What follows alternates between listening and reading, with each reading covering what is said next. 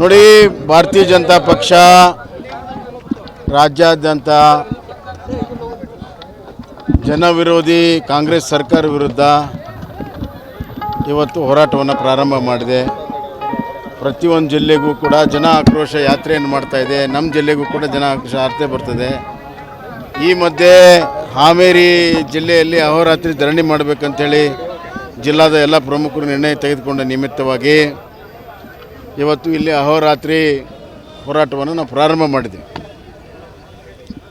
ಇಲ್ಲಿ ಇವತ್ತು ಕರ್ನಾಟಕ ಸರ್ಕಾರ ಎಲ್ಲ ವಸ್ತುಗಳ ಬೆಲೆ ಏರಿಕೆ ಆಗಿರೋದು ನಿಮಗೆ ಗೊತ್ತಿದೆ.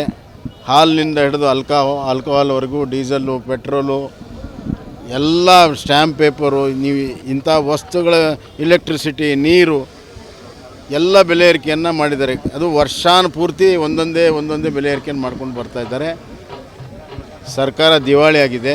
ಬರುವಂಥ ದಿನಗಳಲ್ಲಿ ಸರ್ಕಾರದ ನೌಕರರಿಗೂ ಕೂಡ ಸ್ಯಾಲ್ರಿ ಕೊಡೋದು ಕಷ್ಟ ಆಗ್ತದೆ ಅಂತ ಆರ್ಥಿಕ ಇಲಾಖೆಯ ಆಫೀಸರ್ಗಳೇ ಹೇಳ್ತಾಯಿದ್ದಾರೆ. ಇದು ಒಂದು ಭಾಗ. ಆದರೆ ಅಭಿವೃದ್ಧಿ ಸಂಪೂರ್ಣವಾಗಿ ಶೂನ್ಯ ಆಗಿದೆ. ಕಾಂಗ್ರೆಸ್ಸಿನ ಶಾಸಕರೇ ಅಭಿವೃದ್ಧಿ ಆಗ್ತಾಯಿಲ್ಲ ಅನ್ನುವಂಥದ್ದು ಡಂಗುರ ಹೊಡಿತಾ ಇದೆ. ಮೂರನೇದಾಗಿ ಭ್ರಷ್ಟಾಚಾರ ತುಳುಕ್ತಾ ಇದೆ. ಭ್ರಷ್ಟಾಚಾರ ಇದೆ ಅಂಥೇಳಿ ಕಾಂಗ್ರೆಸ್ ಶಾಸಕರು, ಕಾಂಗ್ರೆಸ್ಸಿನ ಮುಖ್ಯಮಂತ್ರಿಗಳ ಆರ್ಥಿಕ ಅಡ್ವೈಸರಿಂದ ಹಿಡಿದು ಎಲ್ಲರೂ ಕೂಡ ಇವತ್ತು 60% ಸರ್ಕಾರ ಅಂಥೇಳಿ ಕಾಂಗ್ರೆಸ್ನವರು ಹೇಳ್ತಾ ಇದ್ದಾರೆ. ಮತ್ತು PWD ಕಾಂಟ್ರಾಕ್ಟರ್ಗಳ ಅಸೋಸಿಯೇಷನ್ನ ಎಲ್ಲ ಸದಸ್ಯರು ಹೇಳಿದರು ಪರ್ಸೆಂಟೇಜ್ ಜಾಸ್ತಿ ಆಗಿದೆ ಅಂತ. ಎಕ್ಸೈಸ್ ಮಾರಾಟ ಮಾಡುವ ಅಸೋಸಿಯೇಷನ್ದವ್ರು ಹೇಳಿದರು ಸಿಕ್ಕಾಪಟ್ಟೆ ಭ್ರಷ್ಟಾಚಾರ ನಡೀತಾ ಇದೆ ಅಂತ. ಎಲೆಕ್ಟ್ರಿಸಿಟಿ ಕಾಂಟ್ರಾಕ್ಟರ್ ಸುದ್ದ ಅವರು ಕೂಡ ಹೇಳಿದರು ಸಿಕ್ಕಾಪಟ್ಟೆ ಭ್ರಷ್ಟಾಚಾರ ನಡೀತಾ ಇದೆ ಅಂತ.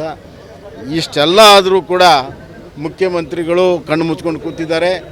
ಇದರಲ್ಲಿ ಎಲ್ಲರೂ ಕೂಡ ಇದರಲ್ಲಿ ಭಾಗಿಯಾಗಿದ್ದರಿಂದ ಇದರ ವಿರುದ್ಧ ಜನ ಆಕ್ರೋಶಗೊಂಡಿದ್ದಾರೆ. ದಿನನಿತ್ಯ ಬದುಕು ಕಷ್ಟ ಆಗಿದೆ.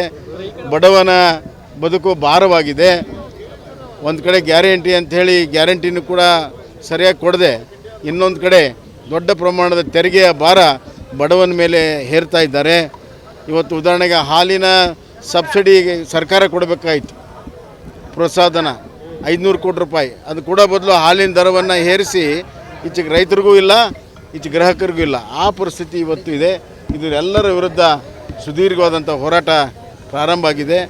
ಅದರ ನಿಮಿತ್ತವಾಗಿ ಇವತ್ತು ಹಾವೇರಿ ಜಿಲ್ಲೆಯಾದ್ಯಂತ ಎಲ್ಲ ಜನರ ಒಂದು ಧ್ವನಿಯಾಗಿ ಈ ಅಹೋರಾತ್ರಿ ಧರಣಿಯನ್ನು ನಾವು ಮಾಡ್ತೇವೆ. ಸಂಘದ ರಾಜ್ಯಾಧ್ಯಕ್ಷ ಮಂಜುನಾಥ್ ಆರೋಪ ಮಾಡ್ತಾರೆ, ಕಳೆದ ಸರ್ಕಾರಕ್ಕಿಂತ ಈ ಸರ್ಕಾರದಲ್ಲಿ ಕಮಿಷನ್ ಹಾವಳಿ ಜಾಸ್ತಿ ಆಗಿದೆ.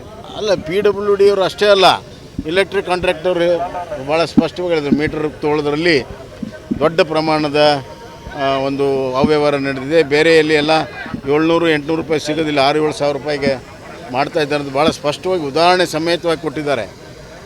ಅಷ್ಟೇ ಅಲ್ಲ, ಎಕ್ಸೈಸ್ ಕಾಂಟ್ರಾಕ್ಟರ್ಸು ಇವತ್ತು ದೊಡ್ಡ ಪ್ರಮಾಣ ಭ್ರಷ್ಟಾಚಾರ ಆಗಿದೆ ಅಂತ.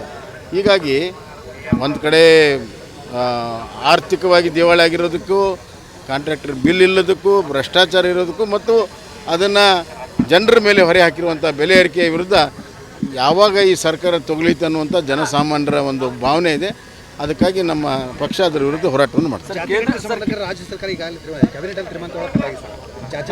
ವಿಚಾರವಾಗಿ ನಾಳೆ ರೆಡಿಯಾಗಿದ್ದಾರೆ.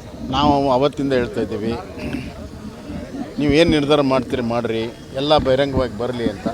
ನನಗೆ ಅರ್ಥ ಆಗ್ತಾಯಿಲ್ಲ. ಈಗ ವರದಿ ಕೊಟ್ಟು 1 ವರ್ಷ ಆಯಿತು, ಮುಖ್ಯಮಂತ್ರಿಗಳು ಯಾಕೆ ಮುಚ್ಚಿಟ್ಕೊಂಡಾರ ಅಂತ ನಂಗೆ ಅರ್ಥ ಆಗ್ತಾಯಿಲ್ಲ. ಅದರಲ್ಲಿ ಏನಿದೆ ಮುಚ್ಚಿಡೋದು? ಮಾಡ್ತೀವಿ ಅಂತಾರೆ ಮುಂದೆ ಹಾಕ್ತಾರೆ, ಮಾಡ್ತೀವಿ ಅಂತಾರೆ ಮುಂದೆ ಹಾಕ್ತಾರೆ.